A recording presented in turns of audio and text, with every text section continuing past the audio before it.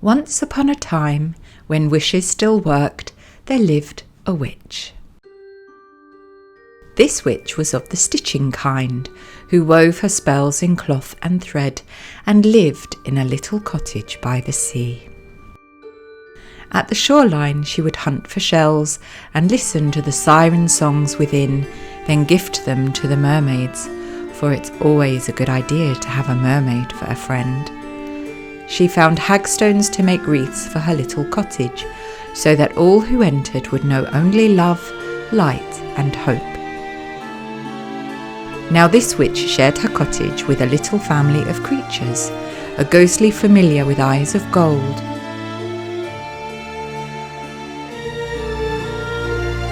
Magical birds who would find all the lost thimbles and needles the witch might need.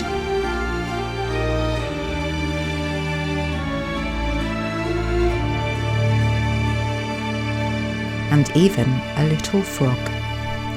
But be careful, my dears, which frogs you kiss, however tempting they may be, as not all frogs turn into a love once kissed.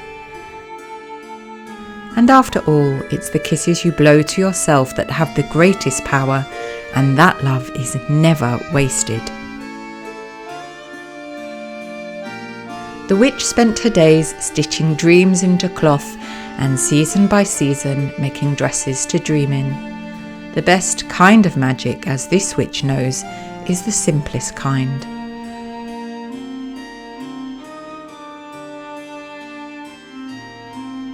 A simple stitch worked with love, repeated and gifted, creates the most powerful of spells, and magic can always be found where magic is the most needed.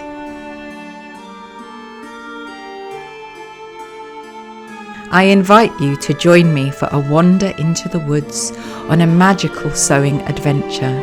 We will travel out of time and meet fairies and princesses and witches and mermaids and even the odd wolf or two. But don't worry, my dears, for they don't bite. I cannot end with "she lived happily ever after," as we cannot end at the beginning. Let us say this instead. And she sits there still, stitching under the stars, with her sewing box overflowing and her heart full of love.